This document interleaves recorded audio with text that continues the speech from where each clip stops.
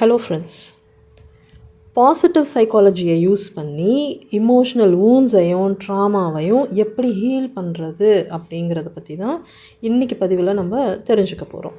Positive சைக்காலஜின்னா நேர்மறை உளவியல். இந்த நச்சுகள் எதிர்மறை உளவியலை வச்சு அவங்களோட விக்டிம்ஸை இமோஷ்னலி அப்யூஸ் பண்ணுறாங்க. இந்த இமோஷ்னல் அப்யூஸோட பாதிப்புகள், பின் விளைவுகள் ரொம்ப மோசமானதாக இருக்கும். இதில் பாதிக்கப்படுற விக்டிம்ஸ் காம்ப்ளெக்ஸ் PTSD, அதாவது complex post traumatic stress disorder அப்படிங்கிற ஒரு மென்டல் இல்னஸால் சஃபர் ஆவாங்க. இந்த மென்டல் இல்னஸ்லேருந்து மீண்டு வர்றது ரொம்பவே சேலஞ்சிங்கான ப்ராசஸாக இருக்கும். இந்த மாதிரி எதிர்மறை உளவியல்னால் பாதிக்கப்பட்ட, காயப்பட்ட உங்கள் உணர்வுகளை நேர்மறை உளவியல் மூலமாக சரி பண்ணணும். அதுக்கான முதல் பாசிட்டிவ் அப்ரோச் என்னன்னு பார்த்தீங்கன்னா அக்செப்டன்ஸ். உள்ளதை உள்ளபடி அக்செப்ட் பண்ணிக்கணும். உங்களுக்கு இது வரைக்கும் என்னெல்லாம் நடந்ததோ அது எல்லாத்தையுமே அக்செப்ட் பண்ணிக்கணும். என்னோட லைஃப்பில் நடக்கக்கூடாத மோசமான கொடூரமான விஷயங்கள் எல்லாம் நடந்துருச்சு. நடந்த எதையும் என்னால் மாற்ற முடியாது. நேற்று வரைக்கும் நடந்து முடிஞ்ச விஷயங்கள் எதுவுமே என்னோட கண்ட்ரோலில் இல்லை. வேற ஒருத்தர் ரொம்ப தந்திரமாக என்னை மேனிப்புலேட் பண்ணி அவங்க இஷ்டத்துக்கு என்னோட லைஃப்பை ஆட்டி படைச்சிக்கிட்டு இருந்தாங்க. பட் இப்போது எனக்கு ரியாலிட்டி தெரிஞ்சு போச்சு. இதுக்கு மேலே நான் மற்றவங்கள பழி சொல்லிட்டு இருக்கிறதுல எந்த அர்த்தமும் இல்லை. என்னோட லைஃப் டோட்டலாக டேமேஜ் பண்ணிட்டாங்கன்னு சொல்லி புலம்பிக்கிட்டே இருக்கிறதுனால எந்த பலனும் இல்லை. இது வரைக்கும் நடந்த சேதாரங்களை எல்லாம் நான் சரி பண்ணி ஆகணும். இதுக்கப்புறம் என்னோட லைஃப்பில் நடக்க போகிற நல்லது கெட்டதுக்கெல்லாம் நான் மட்டும்தான் பொறுப்பு. இந்த நொடியிலேருந்து என்னோட லைஃப்பை பெட்டர் ஆக்கிறதுக்கான முயற்சிகளை நான் எடுக்கணும் அப்படின்னு நீங்கள் ஒரு தெளிவான புரிதலுக்கு வரணும். எனக்கு மட்டும் ஏன் இவ்வளோ கஷ்டம் வருது? நான் எல்லாருக்கும் நல்லது தானே நினச்சேன். மற்றவங்களுக்கு பாவம் பார்த்தது ஒரு குத்தமா? அதுக்கு எதுக்கு எனக்கு இவ்வளோ பெரிய தண்டனைங்கிற இந்த புலம்பலெல்லாம் ஆரம்ப கட்டத்தில் ஓகே தான். ஆனால் மாதக்கணக்காக வருஷக்கணக்காக புலம்பிக்கிட்டு இருந்தால் வாழ்க்கை எப்படி சரியாகும்? இந்த மாதிரி முடிவற்ற புலம்பல்களால் காயங்கள் புறையோடி போகும். சரியான அணுகுமுறை இருந்தால் மட்டும்தான் காயங்களை ஹீல் பண்ண முடியும். புலம்பலும் சுய பச்சாதாபமும் ரூமினேஷன் அப்படிங்கிற அந்த சுழலில் உங்களை சிக்க விட்டுடும். ஆல்ரெடி ரூமினேஷனில் இந்த மாதிரி சிக்கி இருக்கிறவங்க அதிலிருந்து மீண்டு வெளியே வரணும்னா பாஸ்ட்டை பற்றி புலம்புறதை நிறுத்தணும், சுய பச்சாதாபத்தை கைவிடணும். உங்களுக்கு நீங்களே புலம்பிக்கிட்டு இருந்தாலோ இல்லைன்னா உங்களோட ஃப்ரெண்ட்ஸ் அண்ட் ஃபேமிலி மெம்பர்ஸ் கிட்ட புலம்பிக்கிட்டு இருக்கிறதுனாலையோ இதுக்கான ஒரு சரியான தீர்வு உங்களுக்கு கிடைக்க போகிறதே கிடையாது. உங்களுக்கு தேவைப்படுற ப்ரொஃபஷ்னல் ஹெல்ப் எடுத்துக்கிட்டு அவங்கக்கிட்ட நீங்கள் உங்களோட இந்த பெயினை எல்லாம் வெண்ட் அவுட் பண்ணும்போது உங்களுக்கு தேவையான கைடன்ஸ் கண்டிப்பாக கிடைக்கும். அடுத்த பாசிட்டிவ் அப்ரோச் அக்னாலஜ்மெண்ட். உங்களோட பாஸ்ட் அண்ட் ப்ரெசன்ட் செல்ஃபை நீங்கள் எப்படி அக்னாலேஜ் பண்ணுவீங்க? உங்களோட பாஸ்ட் செல்ஃப் அவேர்னஸ் இல்லாத ஒரு வல்னரபிள் ஸ்டேட்டில் இருந்துச்சு. அதை அப்படியே அக்னாலேஜ் பண்ணுங்கள். அந்த ஸ்டேட்டில் உங்களுக்கு இருந்த இன்ஃபீரியாரிட்டிஸ் எல்லாத்தையுமே அக்னாலேஜ் பண்ணுங்கள். ஆனால் இப்போது நீங்கள் அந்த மாதிரி ஒரு வல்னரபிள் ஸ்டேட்டில் இல்லை. உங்களுக்கு அவேர்னஸ் வந்திருக்கு. ஒருவேளை ஃபுல் அவேர்னஸ் வரலைன்னாலும் அதை வளர்த்துக்கணும் அப்படின்னு பாசிட்டிவாக யோசிங்க. தொடர்ந்து உங்களை பலப்படுத்திக்கிறதுக்கு தேவையான நாலேஜை வளர்த்துக்கிட்டு நீங்கள் இன்னும் பெட்டர் வேர்ஷனாக ஆக போகிறீங்க. தெளிவான சுய சிந்தனைகளோட செயல்பட போகிறீங்க. இதுதான் உங்களோட ப்ரெசன்ட் செல்ஃப்.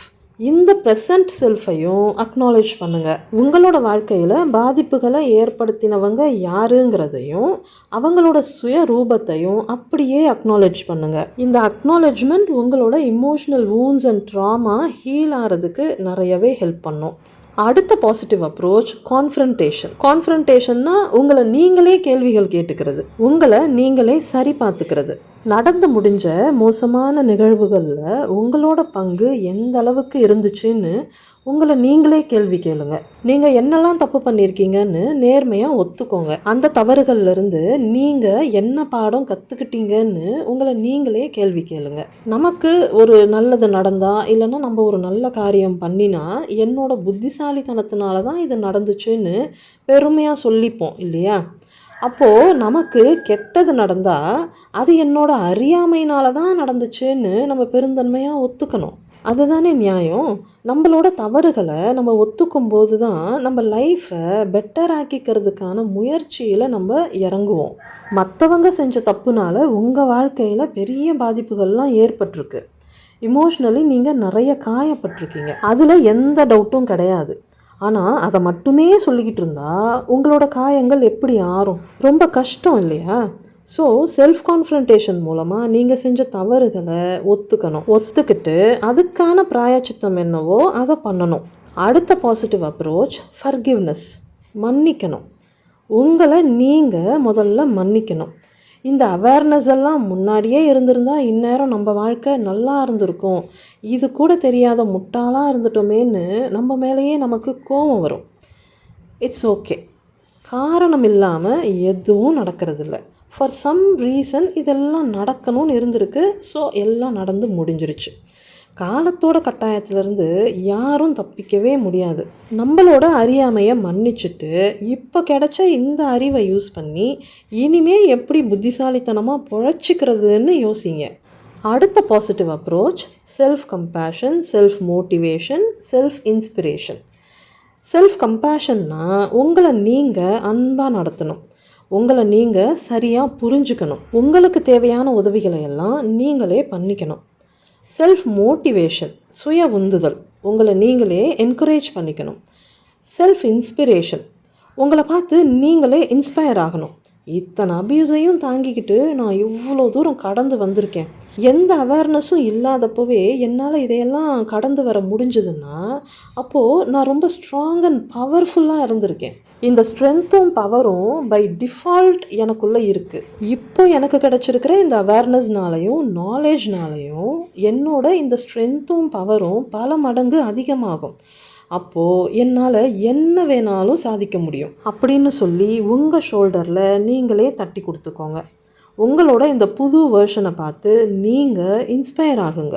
அந்த இன்ஸ்பிரேஷனோட உங்களோட அடுத்த கட்டத்துக்கு நீங்கள் மூவ் ஆகுங்க. Acceptance, acknowledgement, confrontation, forgiveness, self compassion, self motivation, self inspiration. இந்த பாசிட்டிவ் அப்ரோச்சஸ் இருந்தால் உங்கள் இமோஷ்னல் வூண்ட்ஸ் ஹீல் ஆக ஆரம்பிச்சிடும். இமோஷ்னல் ட்ராமாவிலிருந்தும் மெல்ல மெல்ல மீண்டு வரலாம். நிகழ்வுகளை நெகட்டிவாக அப்ரோச் பண்ணாமல் பாசிட்டிவாக அப்ரோச் பண்ணணும். உங்களோட நெகட்டிவ் தாட்ஸ் துருப்பிடிச்ச கத்தி மாதிரி. அந்த துருப்பிடிச்ச கத்தியால் காயங்களை கீறி பார்த்துக்கிட்டே இருந்தால் அது இன்னும் ரணமாகி செப்டிக் ஆகிடும். பாசிட்டிவ் தாட்ஸுங்கிறது ஆன்டிசெப்டிக் லோஷன் மாதிரி காயங்களுக்கு மருந்தாக மாறும். நெகட்டிவ் தாட்ஸுங்கிற அந்த துருப்பிடிச்ச கத்தியை தூக்கி எறிஞ்சிட்டு பாசிட்டிவ் தாட்ஸுங்கிற அந்த ஆன்டிசெப்டிக் லோஷனை யூஸ் பண்ணுங்கள். நச்சுகளால் தானே இவ்வளோ பிரச்சனையும். அவங்க மாறிட்டா திருந்திட்டா என் லைஃப் சரியாயிடும்ல அப்படின்னு நீங்கள் நினைக்கலாம். இது கூட ஒரு வகையில் பாசிட்டிவ் தாட் தானே அப்படின்னு நீங்கள் யோசிக்கலாம். ஆனால் அதையே நீங்கள் இப்படி யோசிச்சு பாருங்களேன்.